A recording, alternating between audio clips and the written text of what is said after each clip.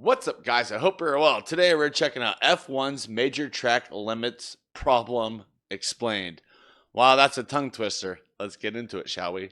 The 2023 Austrian Grand Prix will be remembered for its chaotic track limit violations. By the time the stewards had finally caught up on every potential violation of track limits, there were 1,200 reviewable incidents. Wow. 83 lap times deleted for violations of turn 9 and 10, 20 penalties for track limits, 12 of them being published 5 hours after the race had originally finished, and only 2 drivers, Zhou Guanyu and George Russell, that went the entire weekend without a single lap time deleted. Wow. But how did the Austrian GP descend into a farce over how F1's track limits are policed?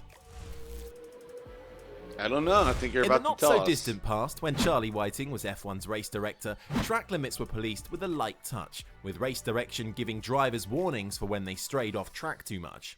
And drivers usually only judged to be outside of track limits if they failed to keep any part of any wheel on the outside curb.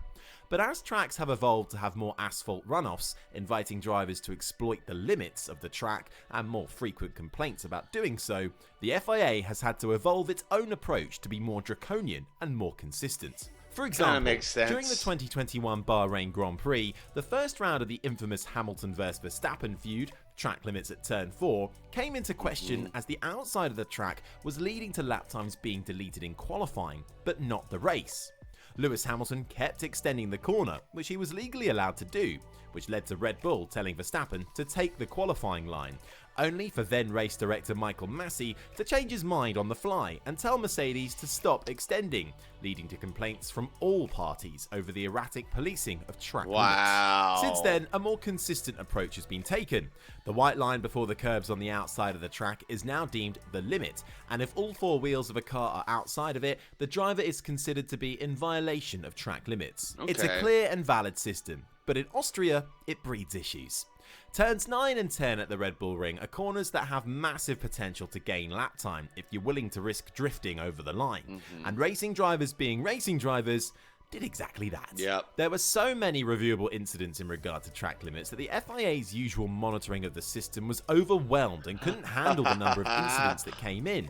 So much so that Aston Martin sporting director Andy Stevenson lodged a formal protest of the original result, thinking that many potential violations had been missed by the system. Aston Martin was right, and with the stewards being duty-bound to check everything that happened, had to go back and manually review over 1,200 backlogged incidents. 5 hours after the race was over, we finally got the final classification, with 12 more penalties added, including Esteban Ocon breaking his own record set in Bahrain earlier this season for the most penalties in a race. He copped 4 of them, and 30 seconds was added to his race time. In fact, there were so many violations that the stewards actually used their discretion and reset the number of violations after 5 to ensure more severe penalties weren't handed out. The stewards ended their night of reviews with a cheeky yet ominous turn of phrase. The stewards very strongly recommend that a solution be found to the track limit situation at this circuit. So, what can be done about it?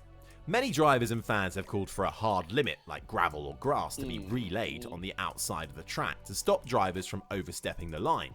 But that comes with its own set of problems. Most racing circuits host multiple series over a year, and making major alterations to their tracks might be dangerous. For example, adding gravel to Austria's Turn 10 could make their MotoGP races more dangerous, as gravel tends to flip riders and bikes over more frequently, increasing the risk of injury. The extra upkeep and use of resources during events like track days could also be more expensive financially. Yuki Tsunoda gave some great insight as to what might help, suggesting some kind of serrated or raised curb on the outside of corners, which would help drivers better judge the limit. I think curbs are easier. At least with curbs, you feel first from the outside wheel with the vibration that it's track limits. With the white line, you don't feel any vibration, you just have to adjust it from entry. At least if you have a curb, there's a bit of warning just before you go out completely, with 4 wheels, so curb is probably easier. And then Max Verstappen, the dominant championship leader, is telling journalists in frustration, "You take my car and try it." After getting pinged for track limits during Friday's qualifying session in Austria, it's pretty clear that it's not as simple as we as an audience may think to keep an F1 car within the white lines. In any case, with Austria's growing nickname as the Track Limits GP, this will be a debate that will rumble on for some time. Do you think F1 needs a rethink on track limits? Should gravel be added closer to the edge of the track? Let us know in the comments, and if you like the video, I think they should just pull Austria completely out of it. Completely out of the circuit. Just get rid of Austria. Pardon me. No, I'm just kidding. I don't know. I think Yuki's actually onto something because, yeah, putting those curbs on there and the driver will feel the vibration and be able to kind of move off of it and go, okay, yeah, I was going towards track limit.